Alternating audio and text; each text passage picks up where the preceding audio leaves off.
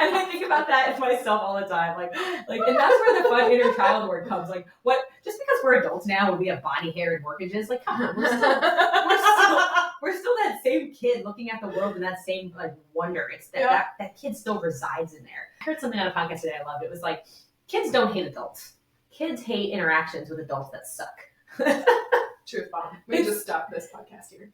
Like, I just think that's such a good litmus test for like, how am I doing as an adult? When I walk into a room full of children or pets, if they don't flock to me like Ace Ventura and like, I'm here, my animal friends. If that doesn't happen, like, I'm losing. Like, that means my energy is not in a place where I'm like radiating what I want out of life.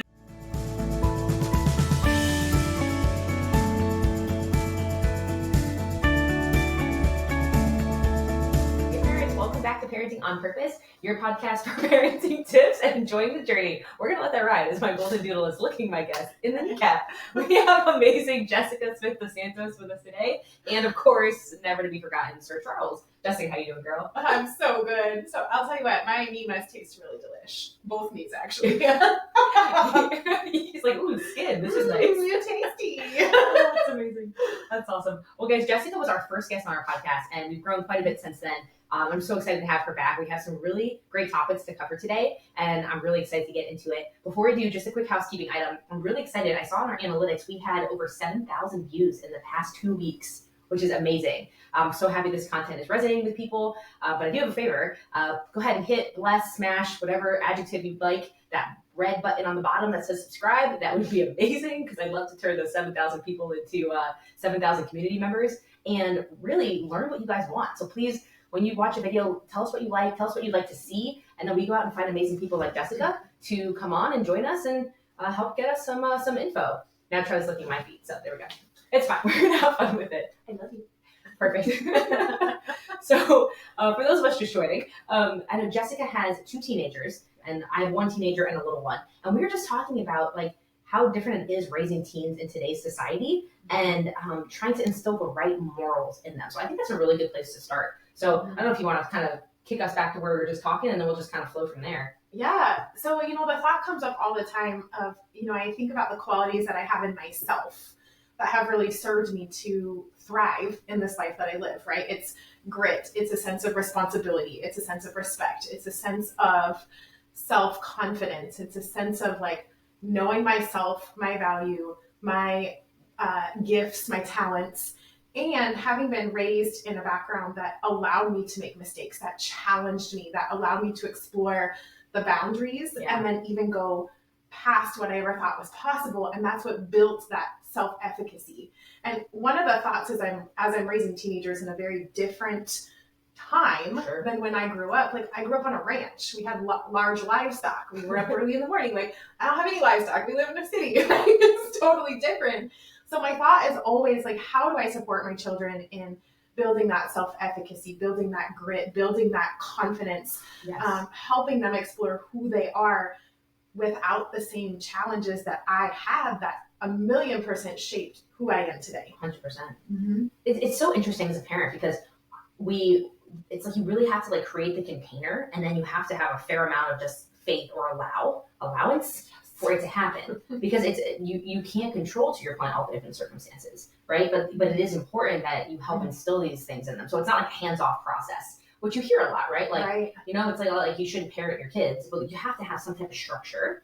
And I am a firm believer of that, right? I do fall into that camp where I want to make sure my kids get to explore and like learn their own lessons. But I totally agree with you. Mm-hmm. It's imperative to have some foundational pieces to kind of plug into. What did you say that I loved? We're talking about like a sense of self-efficacy and self-worth. Mm-hmm. I think that it's so important nowadays. Even in my generation, I see there's like 2 types of people. Obviously we're in the same generation, but I noticed in my cohort coming through college and into career, it's like the ones who are very go-getter, assertive type A, and then there's the very like, we didn't really aspire to do much. I don't really feel like I have a place to make a difference in this world. Mm-hmm. And I really didn't notice that in my brother's generations, my parents' generation. I think it kind of started with that like Gen X, Gen Y, now to Z. And it's been very interesting to just watch that. Uh-huh. Well, something that you said that I picked up on was the verbiage of parenting your kids, right? And there's like the helicopter parenting. But then there's also, I was listening to, I can't remember which one it was a parenting podcast. And they were talking about the difference between parenting and coaching.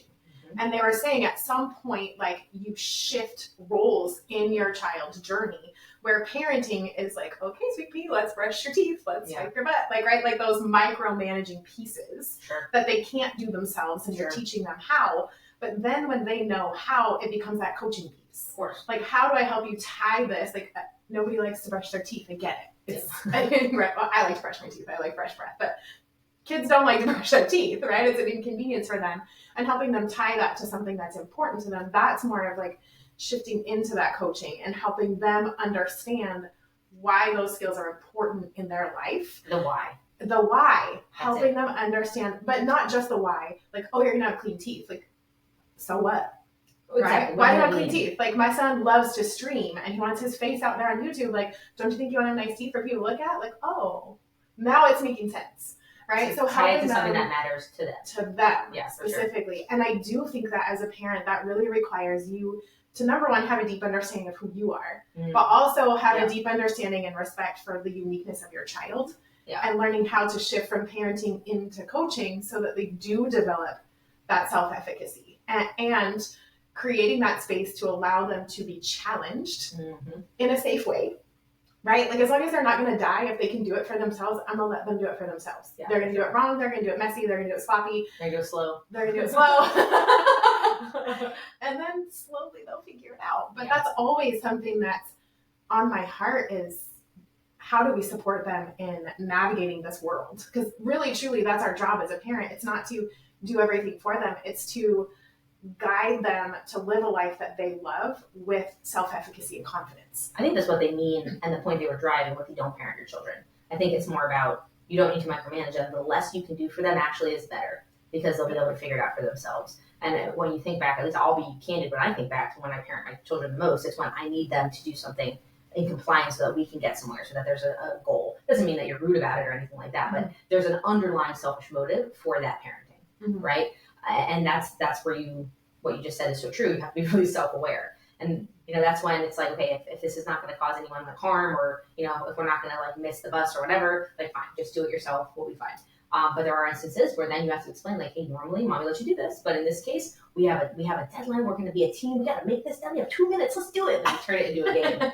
That's great. Because it's more fun that way. Like, who wants to be like shoved from here to there? Like, I talk about that all the time. But imagine being a kid nowadays. It's like I feel like you're herding sheep. It's like, go up to the next thing.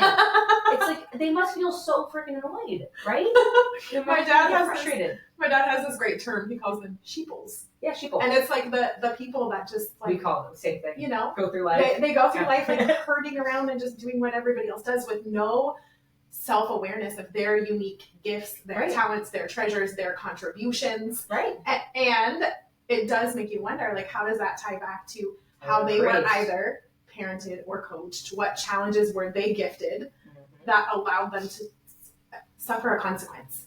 Allow them to suffer a consequence. I know in our society, it's kind of looked upon, like, if you're in the park and your kid doesn't want to share, or they're very, like, assertive. Like, I have a boy, and he's, like, all boy energy. He's like, go, go, go, like, climb the walls, to the point where we built a wall for him to climb. Like, in our society, I understand that's kind of looked upon as, like, he's on the fringe, like, he's outside of, like, the sit down. But, like, I don't want to regulate that, because I feel like I was well behaved, but I was like that. I have a niece who's incredibly smart, and she was very. I feel like this is them learning those boundaries, learning what they want to be, and in good and bad, like having to play out what it's like to be mean, and how does that really make you feel, and then that, making the different distinction and choice the next time. But the more that we regulate that, they don't have the opportunity. So when you talk about the sheeple, my daughter and I talk about this all the time, mainly in like following the flow that society has left before you or in front of you, and not following your own heart, your own true north, your own inner guidance. Like, I think it does come back to, you were kind of beat into a box or beat into submission at one point. Doesn't have to be physically beaten. Yeah. It can even be very gently coerced into a closet. Maybe shut the door. But it's kind of the same thing. And then you're like, at one point you either wake up and you're like, okay, this is what I want, or you don't. And sometimes people are very happy that way, and that's awesome. Yeah. It's just not me. Yeah, it's not me either. I never I identified with that. Sure. And, you know, once you do wake up to it, there's also that double-edged sword of, am I going to choose to be a victim of it and say, this happened to me, therefore I'm special, nothing can cure me. You could almost get addicted to how your childhood made you a sheeple, and you can be upset about the rest of your life. I see what you're saying. Right? Like, or use that as like you can be like, trapped. Right? How can I step out of this in a way that's empowering? How can I see what's gotten me up to where I am as for me, and how can I leverage that to shift it not only for myself but for that next generation, and without judgment, without victim mindset, without that burden consciousness. Right? Because you can always, you get to choose, you get to decide whether it was to you or for you. Exactly. What's interesting about that is, like, because you're a coach and because you work with a lot of people who have traumas, like, that's an interesting stance that you take, because I would not have even thought of that. But I understand that people can get stuck, right? And then there's like stories that become like, what is it? Your story becomes your mood becomes like your personal reality, which becomes, you know, your personality. Like it just kind of all shifts. Yeah. That's very interesting to hear that. Yeah. I like that perspective. Well, and as a parent, like, how does that translate to your children? How you're parenting them and how they're going to move into this world. It's so much about connectivity. And I'm like very spiritual in my own personal life. I love to watch people use different religions or different communities or different insert thing. I've seen people, you know, do this with a hobby or tinkering or just a sense of like their way of belonging to the universe.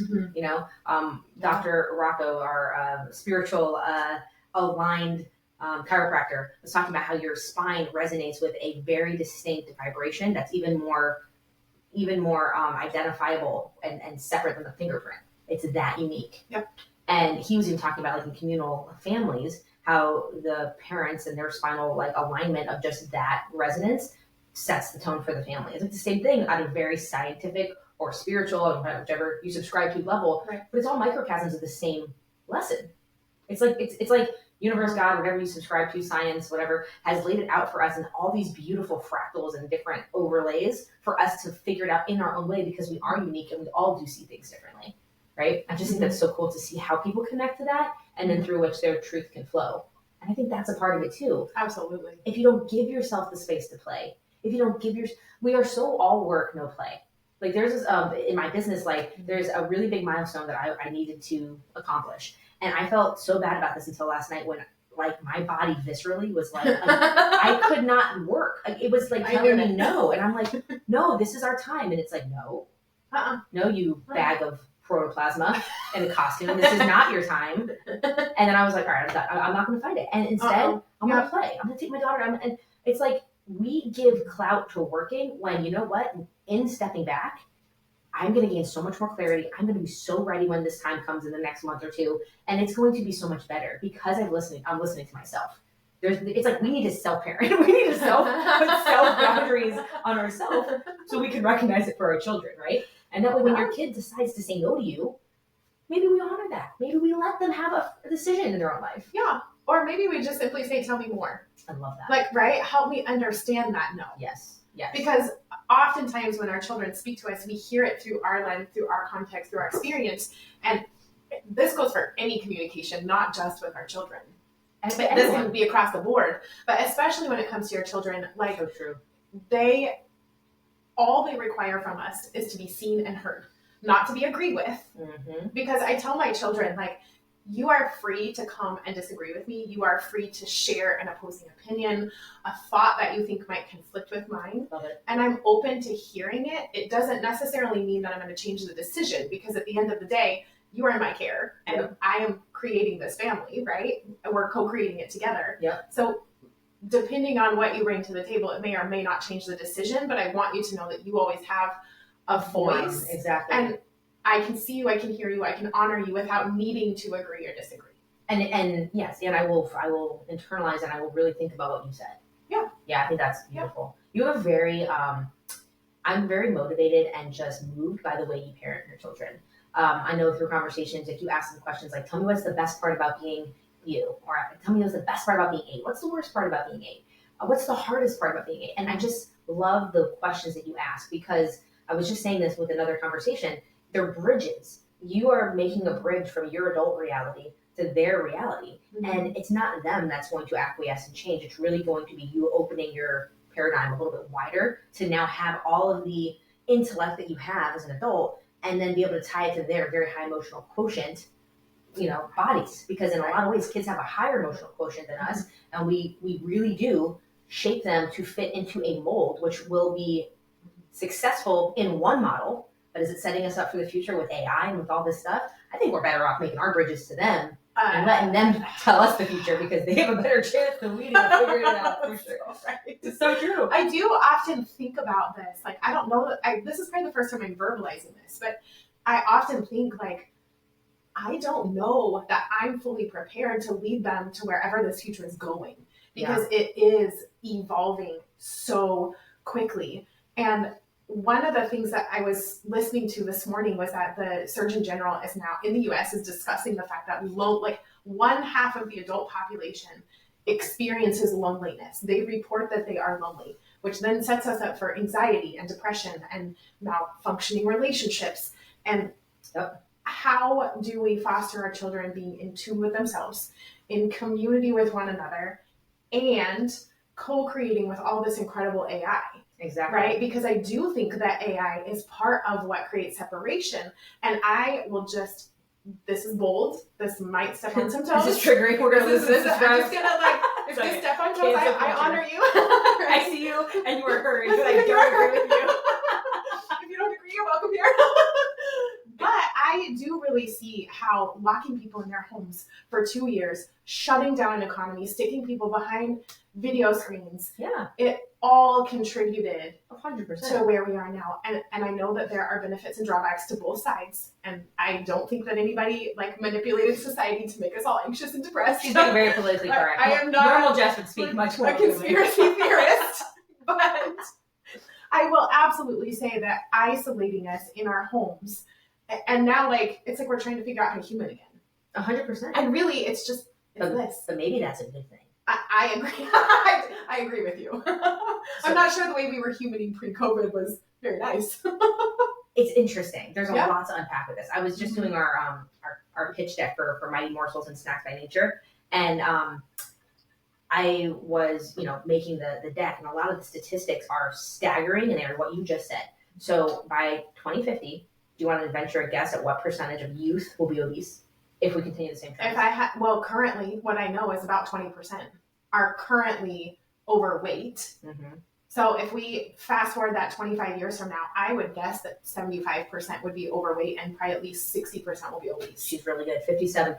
That'd be my guess. 57%. That's terrifying. And so Harvard did this very cross study in the past few years, from 2019 to just 2022. And 57% obesity if we don't change. 61% of children feel lonely constantly. And then 47%, these are today numbers, report being depressed, often. So when you talk about what you said earlier, which struck me because I literally just had the same thought last night, is we are not equipped as parents to fix this. We have to just really pause and let that internalize. That gave me goosebumps. We caused this. Radical responsibility. If that steps on your toes, that's probably a good thing. I love that you said that, because sometimes the most triggering things, I like when I get a dislike on a video or comment, because I'm like, good, did that make you think about something? Awesome. I'm really glad we got to have that forum for you to internalize it. But if we really look at what's happening, and I'll use myself as an example. I'm pretty mindful as a parent. I try to be so spot on, but there are absolutely times that I get stuck and lost. I when my kids are awake, we do a really good job of trying to give them healthy, nutritious options. I have a 3-year-old that refuses sometimes to eat anything but pizza. Guess what? He gets pizza because I want him to eat something, and I'll throw some veggies and some fruit with it because the kids got to eat something. So I'm good with letting it flow. But when they go to bed, I occasionally raid the pantry. And I love how you talk so openly about goldfish and Nutella. 100%. It's their habits, right? Yeah. And they're habits that our kids don't have now because I'm parenting them. But what happens when they're not under that? You just walked in my daughter's room. There's a candy wrapper under her pillow. We are myopic if we don't see the connection, and if we don't have it figured out in ourselves, how do we expect them to figure it out? So there's 2 things that this leads me into. Number one is the brands of the future. the people who step into the next generation, they need to be, it's going to be different. There will definitely always be people who want to make profit for profit's sake, but people like my daughter who came to me and said, Mom, I want to make a better brand around kids and family snacking. So as a part of that, it's not just about the food and the nutrition content. It's also like, what are we doing for the environment? A portion of the proceeds going to help other children in need the way she was when she was little before we got her. Those type of holistic things. Mm-hmm. So it's obviously something very near and dear to my heart, but I know a lot of our parents, because you guys have told me, you want to go do the thing. There are things that you are working toward that you want to bring your unique special gifts that we were just talking about, your inner child stuff, and now give yourself the opportunity to open that up and go change the world with it. Mm-hmm. And that is what we absolutely need to start disrupting the patterns that we've set, and also to understand as a parent, while you're doing that work, which is a lot, and I know, we both run several businesses and parent, we can't shut it down in our next generation. The most important thing is to let them see you do it and just be open so they can do it. They feel, like you said, they feel comfortable letting it come out and flow and testing their own waters. Mm-hmm. I mean, even if you do nothing else with your life, I think you're in a wild success. Completely agree with that. I love the fact that you're highlighting leading from the front, right? Leading from the front, being willing to be like, I have this on my heart. I don't really know where to go, but I'm just going to take the next step and the next step and the next step. And if it's messy, then I'll shift. There was a podcast that I used to follow, and she was talking about the fact that there's no wrong decision. None. There is no wrong decision. There's only a decision and feedback that allows you to course correct. Yep. So it doesn't matter what you choose. It's not right, it's not wrong, but you're never going to get that feedback to know which way to go next if you never make the decision. Yep. And I think that is part of raising up this next generation, is giving them permission to make a decision and have the wisdom to listen to the feedback. Yeah. Because we're so terrified of failure, the F word, right? Yeah. We're so terrified of failure. And even my daughter says it, like, but what if I fail? And I'm like, baby girl, what if you fly? Mm-hmm. What if you fly? Because both can be true. I always say fear and faith require you to do the same thing. They require you to believe in something that has not yet happened. So where do you want to put your energy? I was listening to a podcast just this morning, and he was like, panic and planning both take energy. Yeah, exactly. Where do you want to invest? And I was like, it's so simple. and to take the stigma off of failure. Mm-hmm. And so what if you do? And you will. Mm-hmm. Now tell me more about that. How do you feel about failure? Well, failure's bad. Why? Because of X. Okay.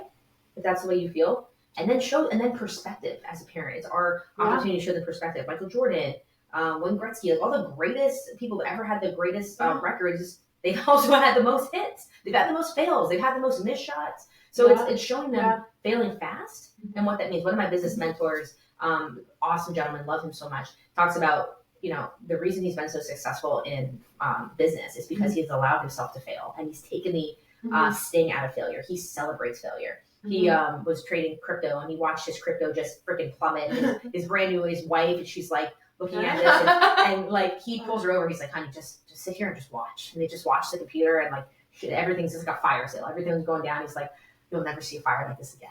And he's like actually excited about it. They just lost like $500,000, $2 million, whatever. Reveling in the fire.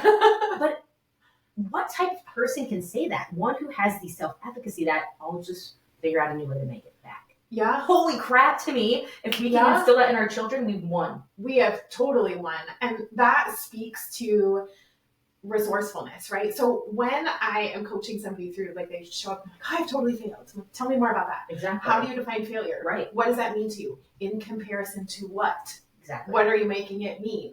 And at the end of the day, when we like dig through all of those layers of failure, the conclusion is always the same. Oh, that was totally for me, and I'm going to do it better next time. Like across the board, like 0% variance from that. We always think like there's one path we have to go. I was listening to a Aubrey Marcus, Matthias DeStefano podcast yesterday. Like all rivers lead to the ocean, whether it's an upstream slog or it's a nice downflow, flowing, beautiful, easy. They all lead there. And it's not like you have to have the one right decision, to your point. You just have to like have a little bit of faith in the journey and just have fun with it. Mm-hmm. I feel like the more heady we are and the more that we micromanage ourselves, the more we are out of flow. Mm-hmm. And that's why sometimes, even though the spiritual decision doesn't match the human decision, or what you feel doesn't match what you want, just gotta trust it and be like, all right, what happens if I don't do it tomorrow? Yeah. I'll do it next week, and I'll be more prepared. That's right. So fine. I was chatting with my virtual assistant this morning. She saves my life. Shout out to Pinky. But I was saying something to the fact that like, yeah, this is kind of a weird season, but I'm really excited for the great things that are coming. And she responded with, "Don't all great things start weird?" And I was like, I'm gonna ponder that for a second. Like, I feel like that was really deep. Like, great things start weird. So if you're afraid of weird, and this is another conversation with our children, is the stigma around those words, judgment and comparison and weird and odd and outside the box. Like, normal, abnormal. None of those words mean anything except what you make them mean to you. Exactly. And so helping our children, number one, release comparison. And as a parent, I am very cautious about social media. Yeah. So I have one child that can govern very, very well and knows when, like, oh, this is not appropriate. I'm going to pull myself out. And I have another child who will go down rabbit holes. And next thing you know, we're talking about body image issues. And I'm like, what just happened? And so I have one child that has very free access, and I have another child whose stuff is locked down. Because you know their individual uniquenesses. Correct. And it's my job as a parent to harness their gifts in the right direction. Yes. And not control them. Yeah. But harness them in the right direction. Yes. Right? And there's like that fine edge, right? Of like, I locked it down. That's parenting. Mm-hmm. And now we're talking about how it's for me and how am I leveraging that lockdown to then create, what opportunities is that giving me? That's coaching. Yep. So it's riding that line of both. And now, you know, I've got one child who's locked down, but she's using her creativity to create earrings. And now she's going to business and she's very artsy and she's dancing and she's moving. And it gave her time to separate and to tap back into herself. Exactly. And it gave her space to like suffer in it for a minute. Yeah. Grieve in that perceived loss, but then decide like, how is this for me and how am I going to leverage it for next? You're really good at that. So obviously you work through this with a lot of your clients and the traumas because you're very good at pinpointing, here is the exact point where this could become a trauma or this could become a propelling area. Like this could become a trampoline for me to go to the next thing. I think that's really good. Mm-hmm. I love that you are able to do that. And it's interesting in today's age. I know we were talking about this before. It's like, you do want to give your children the ability to be the freedom to go out and express themselves, but you do need to also keep them safe, right? Like absolutely, that's and you do not and you should not feel bad about that. Like that is something that that's your right as a parent, and it's very interesting to see that. Like my daughter's homeschooled, so we allow her to do social media, but with the context. Like I have whatever that thing is where I can see all of her snaps and stuff like that, so I can monitor that because. It's not that I don't, and here's a huge distinction we have to make with our child. Sweetheart, I trust you. Correct. I don't trust the rest of the world. Correct. And their interactions with a beautiful soul. Correct. Because because not everybody has that same heart. We all know this as parents. But it is always an interesting conversation to think about where to draw that line. And like I have a friend of mine who's making a cosmetic brand with his daughter. He's a single dad raising his daughter. They're making an all-natural cosmetic line because he comes from biotech and he realized all the crap that's in their lip gloss actually causes the cancers and stuff that he was trying to prevent in the biotech industry. So it's like sometimes we're so uniquely positioned as parents to take the parenting journey and take our individual gifts and then we make something incredible out of it to offer the world. Absolutely. But in this instance, his daughter and him, he wants to obviously start to create like an awareness around it. But he had to really think really hard about, do I want my daughter? Do I want her to be the face of this brand? Do I want her on social media? Because she's younger, right? She's like 11. So that's all great. The fact that we're internalizing it and we're thinking through it. Yeah. And then, can handle it different ways. And shout out to Dr. Alok Trivedi because this is his work incorporated into my life. But he talks about the balance of all things. So he talks about trauma, not just as a negative trauma, but as a positive trauma. Like that. Where like as a child, you win everything, you get every single trophy, you're celebrated for every little thing you do great, gold star, ribbon, trophy, whatever. And then you get out into the real world and you experience your first loss. And now you're a wreck because you have this positive expectation versus the negative trauma. And his work goes through the perception of both. And he's like, there's a yin and a yang to everything. So 100%. The goal is not to be positive, is not to be negative, but to find the homeostasis, the balance of both perceptions. Right. Because at any given time, if you're winning, there's also some area where you're losing. Yes. So learning in the moment to balance those so that you're not walking around this world traumatized because of imbalanced perceptions. Yes. And I think that's useful for children as well. Like, okay, well, you like did this great job. You did an amazing thing. Yes, let's celebrate you. But let's not get you like high on pride and elation and all this stuff, because we know pride comes before the fall. Like that's a universal truth. So how do I stay humble and find the other side of that so that I enjoy the moment in a balanced way? And that's coaching that my children got to experience through Dr. Trivedi's daughter, Ashiana. She does a coaching program for kids. You told me that. That's awesome. So they experience that. Yeah. She's a kid coaching kids on these incredible like balancing concepts. And so my children really, for the most part, navigate this life in a really balanced way. Like if, you know, the universe gives them a smackdown, they're like, oh, I was too prideful, and they giggle about it. That's great. Right? You so obviously it's just really that cool. Life, so it helps. Yeah. It's what you put in front of them, but it's also that you're doing it day in and day out. Yes, and that's a good point when it comes to parenting, is what are you helping your children fill their mind with? Yes. Because if you're giving them free reign on YouTube, I guarantee you it is not things that are teaching them how to navigate this world. It's things that are destroying their self-confidence, growing comparison, teaching them how to be like my daughter, Mean Girls Club. Let's talk about like she tends towards like Mean Girls Club drama, like she gets sucked into those so hard and fast. So we talk about that. Dopamine hits, bro. This is done for a reason. It's absolutely. Marketing. It's interesting to have that conversation, and we do the same with China too. And that's where my business kind of marketing hat comes in. I'm like, well, tell me what about that you like, and what do you think the goal of YouTube is, or the goal of any organization? Because I do love YouTube. Please don't censor my video. Like they want you to spend time there. But now let's take a step back. How does this serve you, right? Because I think it can be the poison and the medicine. We got absolutely. Shout out to the new Harry Potter game. I've been waiting for a PS4 that just came in. I almost wanted to buy a PS5 just to play this damn game a month earlier, but we waited. We just got it on Prime the other day. I can't wait to play that with my daughter. But that's the medicine. But we're not the type of family. I can't say the last time I picked up the sticks for book trolls, for those of you who don't. And like we haven't played in forever, but that's medicine. But if it becomes a poison, you have to you have to put boundaries. There's something you said that I wanted to highlight. So she kind of came into our life in a slightly different way, and I think what you said is great. I love the balanced perspective. I love understanding.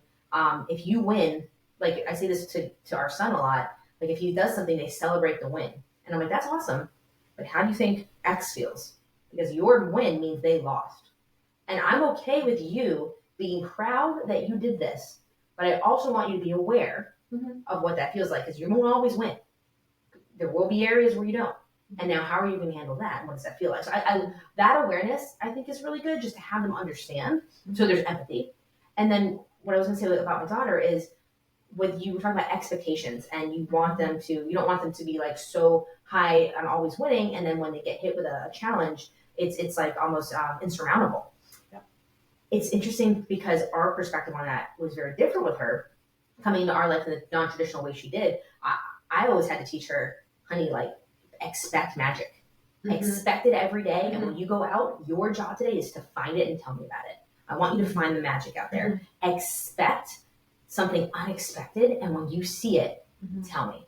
And that can be as cool as a shooting star, as a rainbow. It can be as crazy as, whatever human thing this is. Like this bird flew through all this traffic and he came out unscathed, and it was just like, expect it and find it. Because reticular activating system, she specifically, now this is parenting based on each kid's individuality and their circumstance and what they need, but she needed to know the world had good for her because she had a rough start.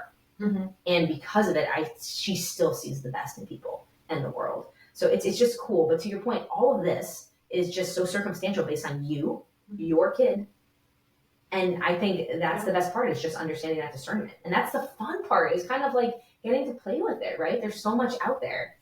This brings me to something else I want to talk about. Before we do that, props to you as a parent for understanding where your children are existing in this world with imbalanced perspectives. Right. Because that is your version of helping them balance themselves out, because she was so far balanced to bad things are going to happen. Yes. That you had to help her balance herself to the good things. Right. So her perspective probably tends towards what's bad, what's negative, what's dark. It used to. And so now you're supporting her on both sides. Yep. That's brilliant. And then the other one is and then the other one who's bring him down to earth. What a fun yin and yang. Is that not parenthood? They're all so different. So he's like the strongest kid. His first like baseball hit ever. He's like in the outfield. He's just a strong kid. He's like a big Samoan Italian kid. But he's not a runner, right? So he is like mortified when these tall, slender, really tiny kids like grab the ball and he's like halfway to the ball. And it's always like the funnest thing. It's like, you know what? There are things that you're just naturally have the disposition to crush, like smacking things. And there are things you have to work at, like speed. And I think about that as myself all the time. Like, and that's where the fun inner child work comes. Like, what? Just because we're adults now and we have body hair and workages, like, come on, we're still that same kid looking at the world in that same like wonder. It's that kid still resides in there. So give some life to them every so often. It just makes it more fun, right? I heard something on a podcast today. I loved it. It was like, kids don't hate adults. Kids hate interactions with adults that suck. Truth bomb. We just stopped this podcast here. Like, I just think that's such a good litmus test for like, how am I doing as an adult? When I walk into a room full of children or pets, if they don't flock to me like Ace Ventura and like come here, my animal friends. If that doesn't happen, like I'm losing. Like that means my energy is not in a place where I'm like radiating what I want out of life. Like that's my litmus test. That's a great way to use the world as your mirror. How am I showing up today? Because it's true. Like, and if there's ever a situation where that happens, I'm like, ooh, I'm super low vibes. Why? Let me retune myself. Let me get out of these goals that I think I need to achieve to do all the things, to be all the things to everybody. And in the meantime, I'm totally ignoring the people that I love and respect and get the most value out of this world. Yeah. Pause the hustle, girl. Dude, okay. This is going to be kind of a left field thing, but I feel like you're the right person to have this with. So in that same Aubrey Marcus podcast, shout out to Aubrey Marcus and shout out to Matthias and Stefano. I love you. Oh my God, you're amazing. They were talking about something so interesting that I think as parents with kids and technology and AI, I think it's just something that's way out there, but has some relevant chords that we can like tie back. They were talking in the spiritual context, when you do like meditations, journeys, whatever that is, how you kind of start to go off in these mental, you're like, you're lost in these mental thoughts. And the gentleman, Matthias Stefano, like his gift in this world is he has a very thin veil between what he remembers from like different lives and stuff. Probably lost some of you. It's fine. It's fine. I love you anyway. Go watch the podcast episode. Yeah. But basically what he's saying is there's a very thin line between, going down these paths mentally and schizophrenia, where you get stuck in these paradigms and you can't bring yourself back. Now let me make some ties and then I want your thoughts. Have you ever been walking through your day and X and Y and Z are happening and you're kind of going down this path and now your brain is in this place where you are just not present. You're going through all the mental things or leading to the next things or leading to the next things. You are now stuck in this mental loop. And there are literally people, we see them on the side of the road holding signs all the time. They just never were able to come back. And I know it happens to adults, 20, 30, 50, 90 seconds. But sometimes I think, like, man, there's a part of you that gets stuck there. And you're not fully pulled back into presence until something incredible happens. Like you think of the birth of a child, or in some cases, something tragic. Some people have, a passing of a friend or something, and that really roots them back into reality. So and then I make the second parallel, technology, right? When your kids, and I by and large do think technology is a tool. I think AI is an extension of something we've created, so we can use it for good, and we can use it to propel ourselves even further instead of being fearful of it. Because I'm not, I think it's awesome. But same thing, you can go down these rabbit holes, which we've all seen. If you have a teenager that has a television, a phone, or a game console, we all know what this is. But to understand the parallels between that and what the clinical diagnosis of schizophrenia and psychosis is, holy crap, it's not a big gap. It's not a big jump. Mm-mm. Well, and you could beg the question, are we all schizophrenic? Exactly. I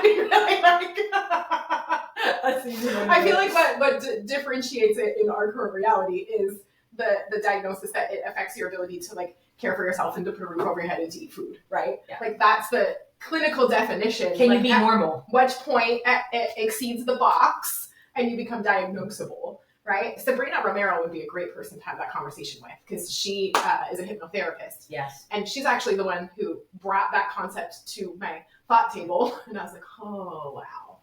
That's interesting, right? Yeah. This is the food for thought. Right. And also goes to what you said with what's normal. Right.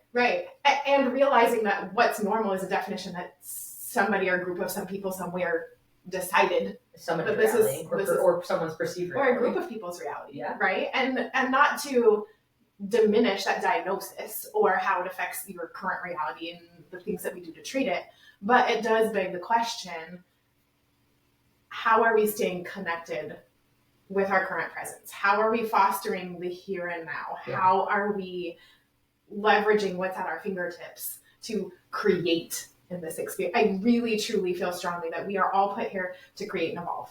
Yes. If we are not creating and evolving in our own special way, we might as well be dying. And like at the end of the day, that's the reason for disease. It's the reason for mental illness. It's the 100%. reason for isolation. Like, because you stopped creating and evolving. And to your point, that creation, that evolution requires a connection with that inner person. Yeah. Right? Because creation is play. Creation doesn't have boundaries. Creation is, I'm going to be a superhero when I grow up, and let me see if I can fly by jumping off this couch, right? It's experimentation. I had a hypnotherapist on, Dr. Joseph Drumheller, shout out to him, he's amazing. And I learned something that day. I've never heard a human say this more eloquently. Trees, maybe. Humans, no. But you know what I mean? Like there's just like this quintessential nature when you're outside that, like, obviously you're not having a human English translation, but it's just the underlying message is just so clear that you kind of get it in its own like way. But like to hear a human say this was so good. He explained how emotions are meant to be felt and released. Yep. If you don't do either of those two things, you don't allow them to be felt, as I coin you to the term feel the feels. If you don't allow them to be felt or allow them to go through you and you hold them, you've lost. And they show up in different ways. If a lesson comes to you and you just say, no, that's not for me. Or a challenge, and instead of saying, what is this meant to teach me? What am I supposed to feel right now? And just sitting in that for a minute. We talked about like sitting in the crap. What's going to happen is you're literally law of attraction, science, reticular activation, however you want to go through it. You're going to pull another experience like that in your life, and usually it's something a little bit more rigorous. Yep. A fight with your spouse, yep. A traffic jam that causes you to miss a client meeting, whatever that is.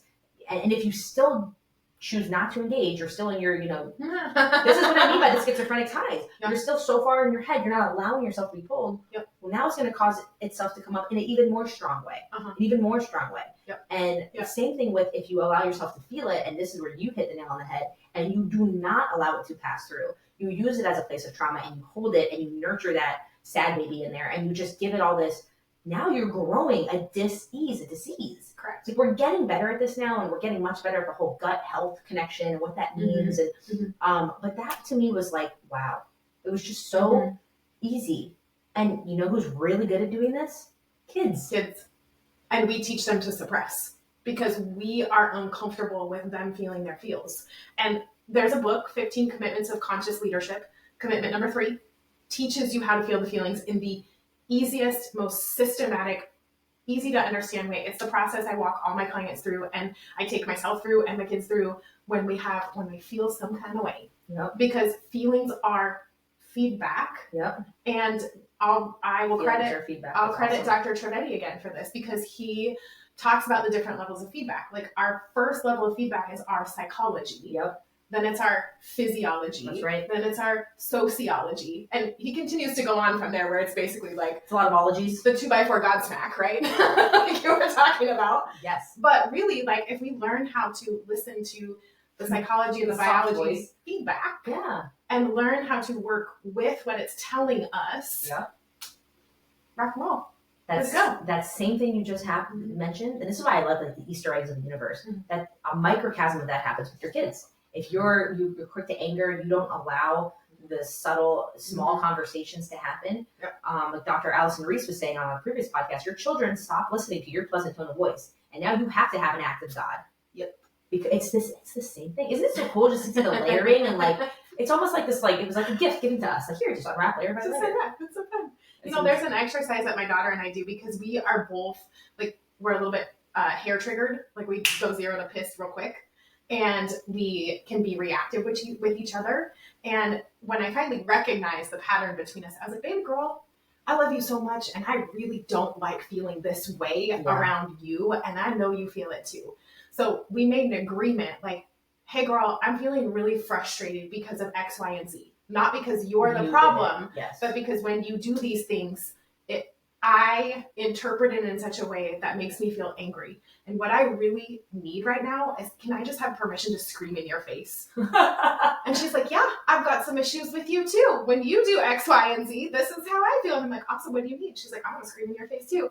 So we like go to toe, and we will like this far away from each other, just scream and scream. It's like so good. Like battle rage, right? And I kid you not, like 15 to 30 seconds, and we are cracking up, we're hugging each other because we've given that anger space. And you've given it an outlet. We've verbalized, like we're bringing that awareness. We're allowing it to pass through us, and we're like, I'm good, you good? Regulate. And if one of us isn't good, you do it again. You just keep yelling, and then we're fine. you allow yourself to regulate in a fun way. That I love that. Yeah. And again, it's like we want to shun out the ugly. We're not this. This is what people on the fringe do. You can't do this. No, you gotta feel your feelings. You gotta regulate somehow. And you know what happens if you don't? And you're a normal person who suppresses their feelings. That causes a lot more issues. You're psychotic and you have cancer, and oh my God. It's like, and that's why like these giant bifurcations, like what happened with the COVID lockdowns and AI, like they're in a way they're meant to disrupt, and I actually really welcome what that looks like. So it's just going to be very interesting. So I love having you on, Jessica. You're incredible. Please tell our audience where they can find you. If you have anything open people can get involved in. I know you always have different projects and organizations that you're running. So give us how do we find you? Come find me on Facebook, Jessica Smith dos Santos. That's where I'm most active. Send me a friend request, send me a messenger request. I'm sure at some point I'll like max out on friends or whatever, and I'll have to figure that out. But that's the place where I'm most accessible right now. Awesome. Come on over. Awesome. Yeah.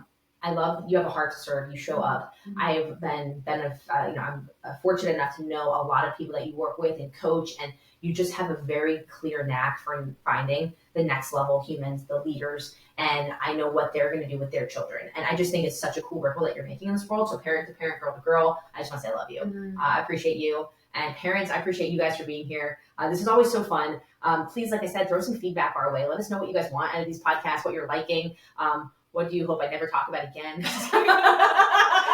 I see you and I hear you.